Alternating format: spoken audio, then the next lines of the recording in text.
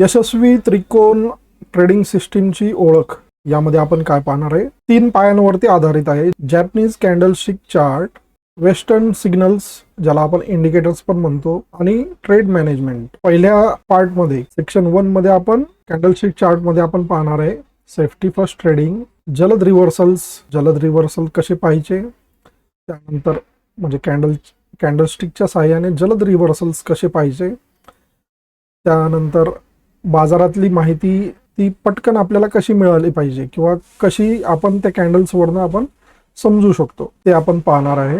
Section 1 मध्ये आपण काय शिकू? कॅन्डल्सची रचना, रिअल बॉडी आणि सावलीचे विश्लेषण.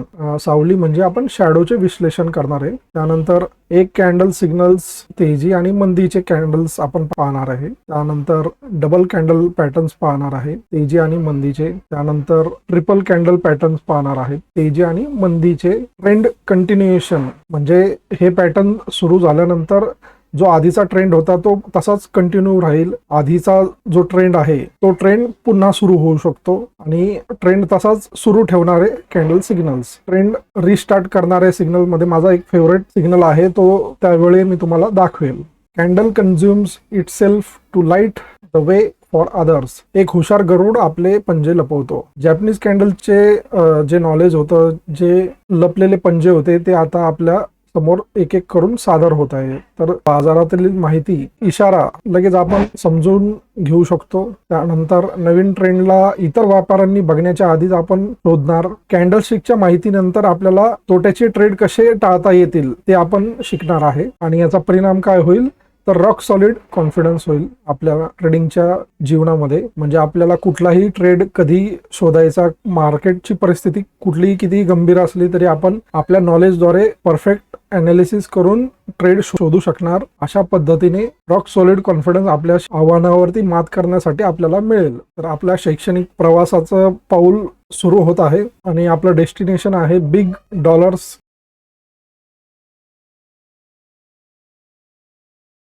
फ्रेमवर्क, रिअल बॉडी आणि शॅडोचे विश्लेषण. कॅन्डल लाईन कशा पद्धतीने तयार होतात तर आपण थोडक्यात आढावा घेऊया. कॅन्डल लाईन तयार होण्यासाठी आपल्याला 4 व्हॅल्यू लागतात: ओपन, हाय, लो आणि क्लोज. सगळ्यात पहिलं आपलं ओपनिंग आणि क्लोजिंगचं अंतर आपल्याला महत्वाचं राहतं. तर इथे 23 पासून 25 ला प्राइस क्लोज झालेली आहे, त्यामुळे इथे काय झालेलं आहे तर प्राइस मध्ये वाढ झालेली आहे. कुठल्या कलरने दाखवतो तर व्हाईट कलरने दाखवतो. तुमच्या कम्प्युटराइज सिस्टीम मध्ये तुम्ही ग्रीन कॅन्डल पण आपण लावू शकतो किंवा व्हाईट ह्या पद्धतीने लावू शकतो आपण. वरची जी शॅडो आहे तर तिला आपण मंदीची शॅडो किंवा आपण बेरिश शॅडो म्हणतो. वरचा हाय 26 पर्यंत गेलेला आहे आणि लो कितीचा झालेला तर 21चा झालेला आहे. तर 21 पर्यंत प्राइस गेलेली होती आणि म्हणजे ओपनिंग नंतर मार्केटने लो तयार केला 21चा आणि पुन्हा एकदा जी खरेदी झालेली ती पार कुठपर्यंत गेलेली आहे तर 26 प्राइस पर्यंत गेलेली आहे. आणि त्याच्यानंतर मार्केट कुठं बंद झालेलं आहे तर 25 ला बंद झालंय. आता ह्या सगळ्या गोष्टी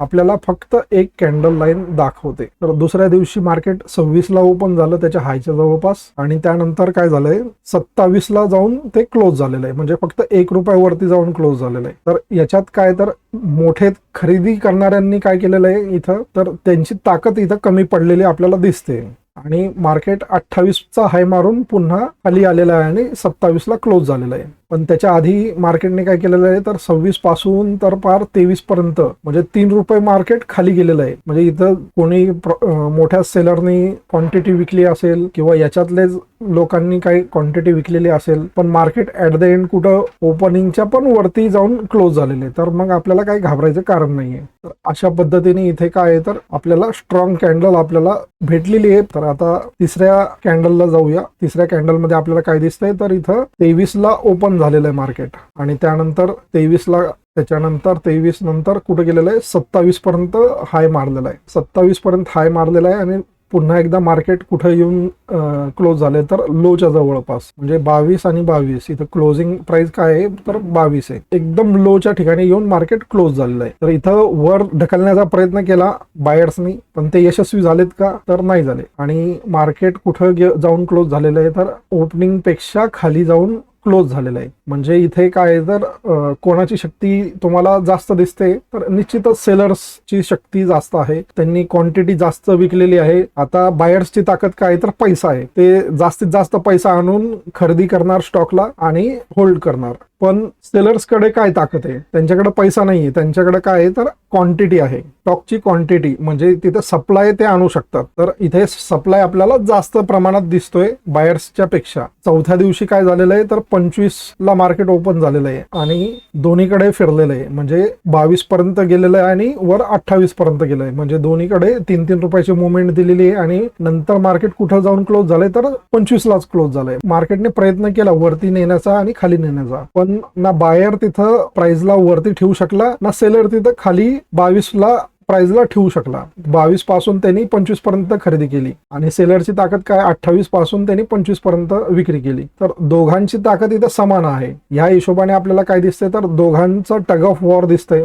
दोघांनी रस्सी खेच करण्याचा प्रयत्न केला आणि त्यानंतर आपण 5वा दिवस पाहतोय, तर इथं ओपनिंग कुठे झालेली आहे, तर 27ला झालेली आहे आणि त्यानंतर मार्केट 25ला येऊन क्लोज झालेलं आहे. इथे काय, तर कुठलाही त्याच्यावरती ओपनिंग नंतर डायरेक्ट मार्केट खाली गेलेलं आहे आणि तिथं 25ला जाऊन क्लोज झालेलं आहे. आपण काय म्हणतो की ओपनिंग पासून खाली जर का क्लोज होत असेल, तर मग आपण तिथे त्याला ब्लॅक कॅन्डलनी नोंदवतो किंवा आपण दर्शवतो. आता तुम्ही तुमच्या कम्प्युटराइज सिस्टीम मध्ये रेड कॅन्डल वापरू शकता. आपण कसं कोणी प्रिंट आउट वगैरे काढले, तर त्या ग्रीन आणि ब्लॅक, ग्रीन आणि रेड असल्या कॅन्डल, तर त्याची झेरॉक्स काय येणार आहे, तर ब्लॅकच येणार आहे. त्या हिशोबाने आपण फक्त व्हाईट आणि ब्लॅक ह्या कलरांचा वापर करतोय. त्यामुळे काय होईल, तर एखाद्याने प्रिंट आउट पाहून सुद्धा जर का आपले नॉलेज गेन करायचा, अभ्यास करायचा प्रयत्न केला, तर त्याला कन्फ्युजन नाही होणार. कारण नवीन लोकांना काय तर माहिती नसतं आणि अरे इथं तर वेगळा रंग आहे, मग व्हाईट कॅन्डल पाहिजे होती, इथं तर ग्रीन कॅन्डल आहे, मग मी काय करायला पाहिजे. तर अशा गोष्टी येऊ शकतात. त्यामुळं आपण एकच कलर डिफाईन केलेला आहे, व्हाईट आणि ब्लॅक कलर. तर त्याचं मागचं रहस्य पण तुम्हाला सांगितलंय. तर पुढे जाऊया. कॅन्डल पासून आपल्याला 2 महत्वाची माहिती मिळते. कॅन्डलच्या चार्टवरती आपल्याला प्राइस मिळते आणि सध्याच्या हालचालीच्या गतीची ताकद पण आपल्याला दिसते. त्याच्यामुळे कॅन्डल लाईनचा इशारा ओळखा.